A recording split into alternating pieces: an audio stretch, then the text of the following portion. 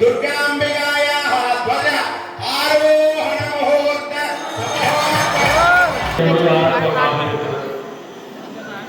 அப்பாவுடைய திருவருளினாலும் கோயில் 12 நாட்கள் நடைபெறுகின்ற இந்த மகோற்சவத்திலே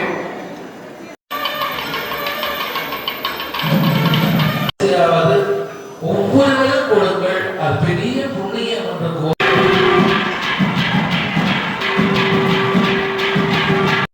ஸ்ரீ துர்காதேவி தேவஸ்தானம் சொல்லிக்கலையில் வருடாந்த மகோற்சவம் இன்றைக்கு கொடியேற்றத்தில் ஆரம்பமாக இருக்குது. இப்போ பார்த்தீங்கன்னா பாதையில் ஒரு பெரிய கணர் கட்டியிருக்காங்க. தொடர்ந்து ஆலயங்கள் இருக்கிற அவதானிக்கக்கூடிய இருக்குது. ஆலயத்தில் பூசை வழிபாடுகள் ஆரம்பமாக இருக்கிறது. அதனால் ஒளிபெருக்கி சத்தம் மூலமாக அறியக்கூடியதாக இருக்குது. ஆலயத்தில் கொடிகள் கட்டி அழகாக அலங்கரிக்கப்பட்டிருக்கிறது வீதி போட்டது. அதே நேரம் பார்த்திங்கன்னா இந்த ஒரு பிரதான வீதியில் ஒரு கம்பீரமான தோட்டத்தோட கோபுரம் நிற்கிறதை நம்மளால் பார்க்கணும். கோயில் பிரதான வீதியில் ஒரு கம்பீரமாக அமைஞ்சிருக்குது. நாங்கள் இப்போ ஆலயத்துக்குள்ளே போவோம்.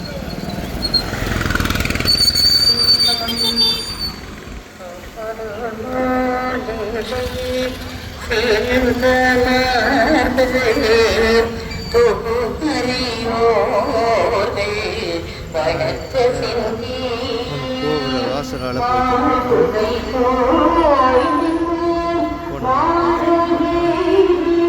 ஆலயம் அமைதியான முறையில் இருக்கிறது பார்க்கக்கூடிய அருள்மிகு துர்க்கை அம்மன் ஆலயம் தெல்லிப்பள்ளி மலை கொண்டு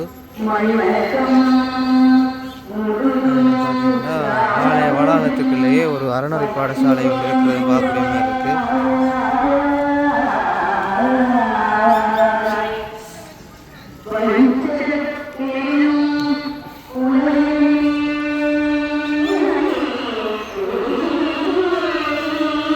ஆலயத்துக்கு போகிற வழியில் பக்கத்தில் கடைகள் பசுகளை அவனிக்கூடிய மாதிரி இருக்குது. கொடியேற்றம் ஆரம்பமாக இருக்கிற காரணத்தால் பக்தர்கள் இப்போ தான் கொஞ்சம் கொஞ்சமாக வந்து கொண்டிருக்கணும். நாங்கள் உள்ள போய் பார்ப்போம். கோவில் என்ன மாதிரி இருக்குது, கொடியேற்றங்கள் சம்பந்தமாக தொடர்ச்சியாக இந்த காணொலி நீங்கள் பார்த்து கொண்டே இருக்கும்.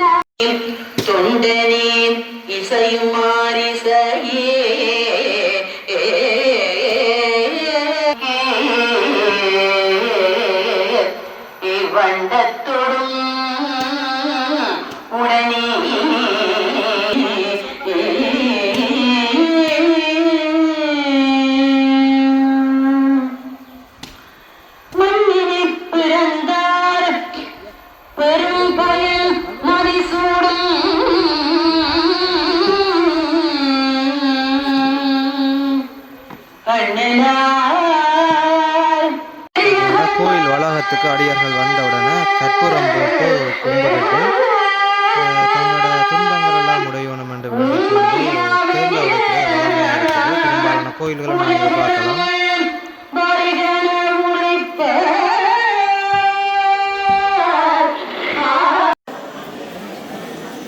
துர்க்கையம்மாளுடைய வருடாந்த மகோற்சவமாகிய பெருந்திருவிழா பக்தி பூர்வமாக கொடியேற்றத்தோடு ஆரம்பமாக இருக்கிறது.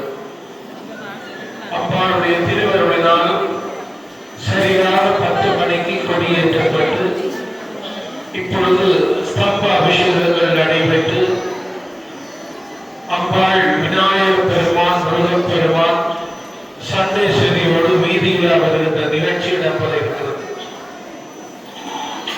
என்ன புண்ணியம் செய்தனே நெஞ்சமே. எங்கள் தேவஸ்தானத்திலே 12 நாட்கள் நடைபெறுகின்ற இந்த மகோற்சவத்திலே காலையிலும் மாலையிலும் சுமார் 50 நிமிடம் ஸ்தம்ப பூசை இடம்பெறும். அனைத்து அடியவர்களும் இந்த 12 நாட்களும் தவறாமல் கோயிலை வழிபாடு செய்யுங்கள். ஒரு வருடம் கும்பிடுகின்ற பலன் திருவிழா காலத்திலே நகர்ந்து வந்து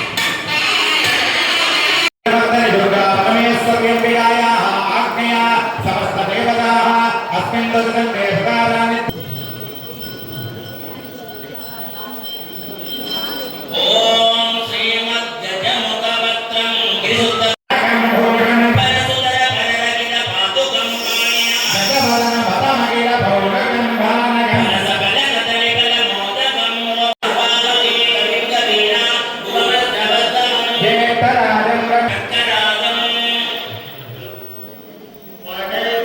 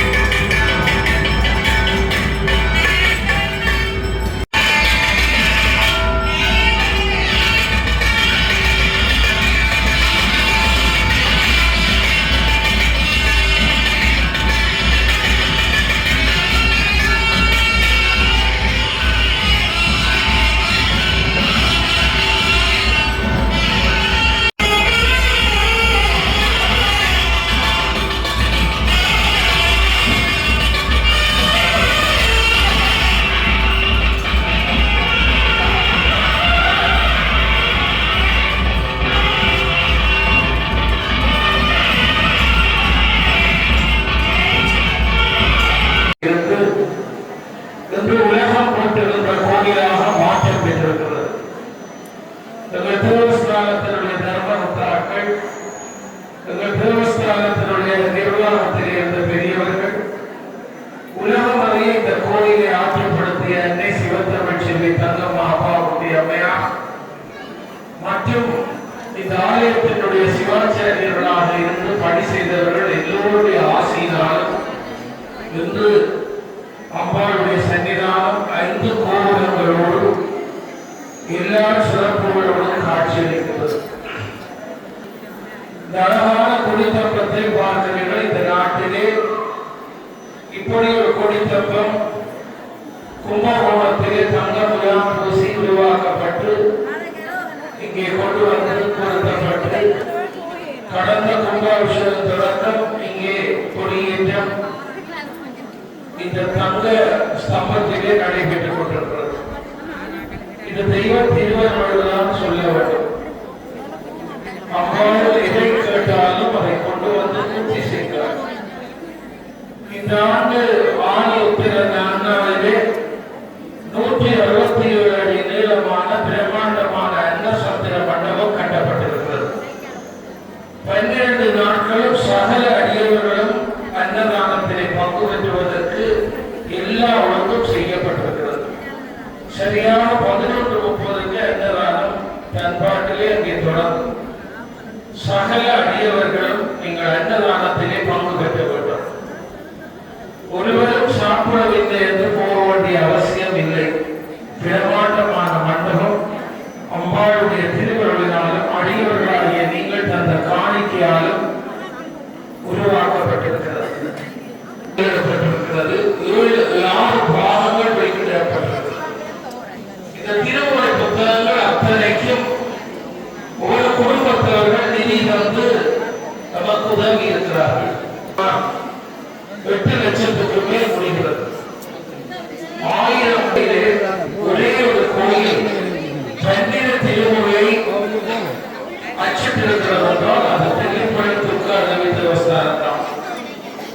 குடியரசு திட்டம் ஒன்றை உருவாக்கினோம். அம்பாளுடைய திருவருளினாலே நாங்கள் ஒரு சிறந்த அரிசி இப்பொழுது காசுக்கு வாங்குவதில்லை.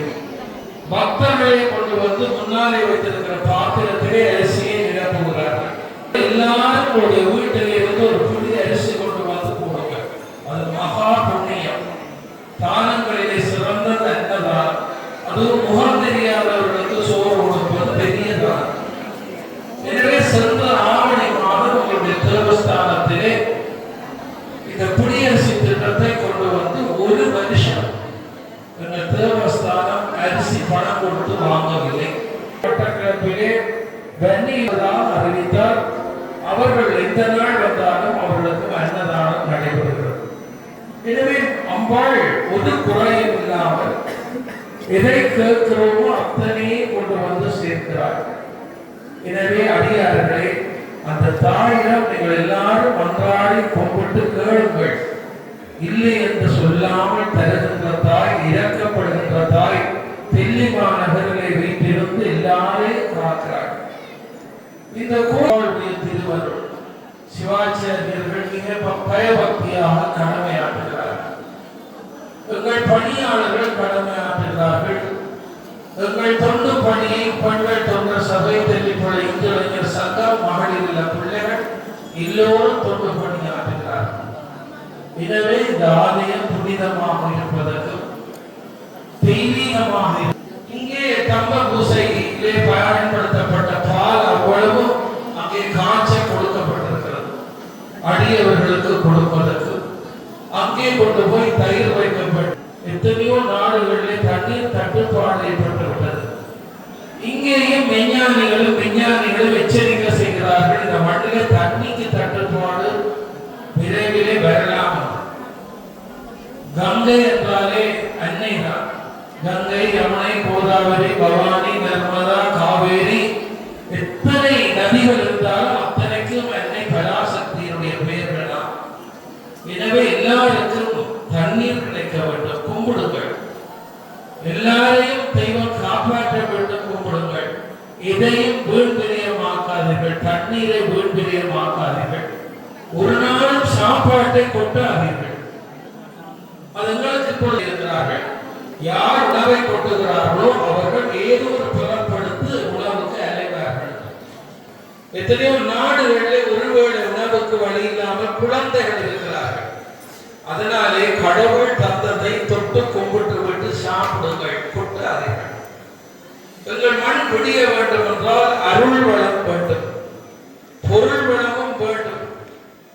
அருள் வளம் தேவை. எல்லாரும் கும்பிடுங்கள், பிள்ளைகளையும் கும்பிட பழங்கள். தெய்வ சன்னிதானங்களிலே அமைதியை போடுங்கள், வீண் வார்த்தை பேசாதீர்கள்.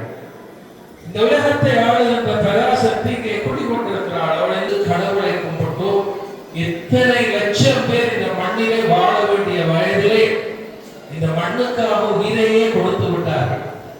நாங்கள் இப்பொழுது உசாதீனமாக இருக்கின்றோம், உதாசீனப்படுத்துவதிலே முன்வரமாக இருக்கிறோம், எல்லாம் வேடிக்கையாக இருக்கிறோம். கோயில்கள் மிக புனிதமானவை. தெய்வ சன்னிதானத்துக்குள்ளே வந்தவுடனே நாங்கள் மன்றக்கூடாது, எல்லாரும் நல்லா இருக்க வேண்டும் என்று கூப்பிடப்பட்டோம். எங்களுக்கு பக்கத்திலே ஒருவர் நல்லா இருக்காவிட்டால் எங்களுக்கு இடையூறு.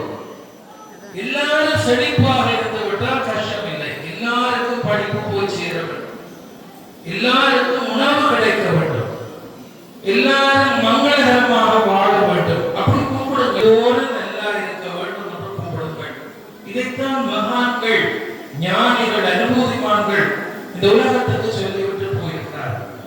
எனவே 12 நாட்களும் அம்பாள் வெவ்வேறு அலங்காரத்தோடு அழகாக வீதி வலம் வருவார்.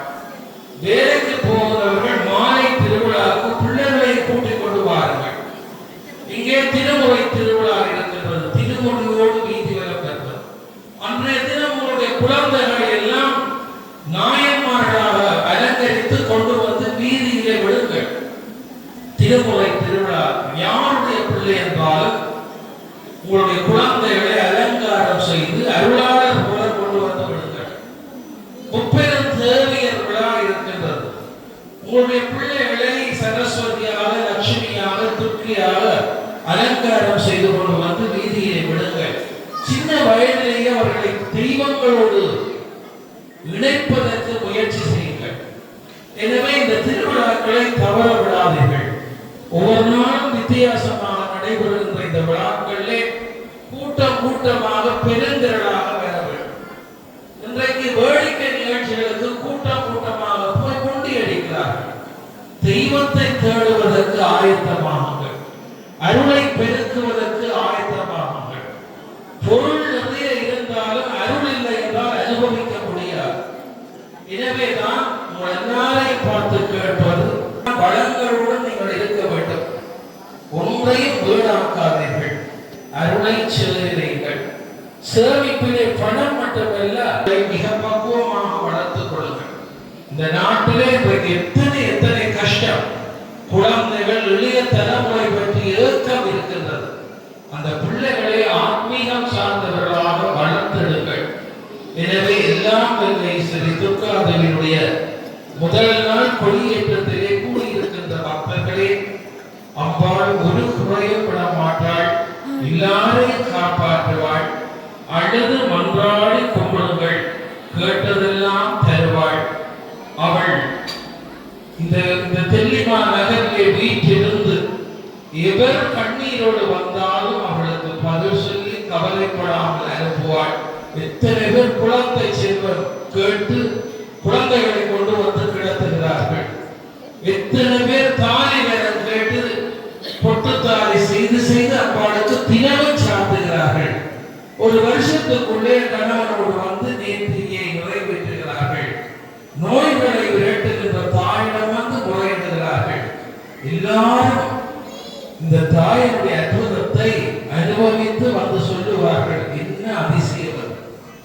எனவே நாங்கள் ஆச்சரியப்படுவோம். இப்பொழுது சிங்கள மக்கள் கூட இந்த அம்பாளுக்கு வந்து நேர்த்திகள் வைத்து இந்த அம்பாளை கும்பிட்டங்களுக்கு பலன் கிடைத்திருக்கிறது சில நேரம் வந்து சொல்லுவார்கள்.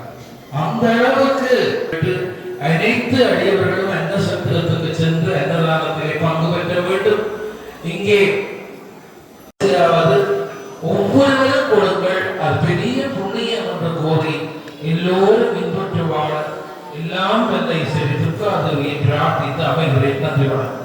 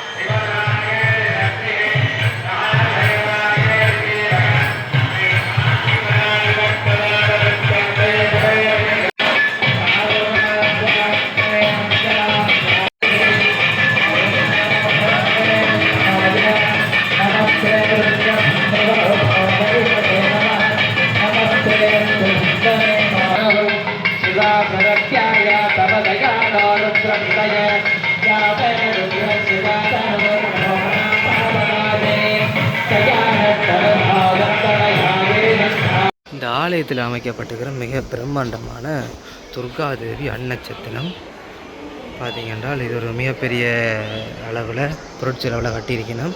இது வந்து பெரும்பாலும் சொல்லினோம் என்னென்றால் அடியவர்களோட காணிக்கை மூலமாக கட்டப்பட்டதாகவும் அடியார்களோட அன்னதான தேவையை பூர்த்தி செய்யறதுக்காகவும் பிரம்மாண்ட முறையில் கட்டப்பட்டது. இதில் பார்க்க போய் இருக்குது.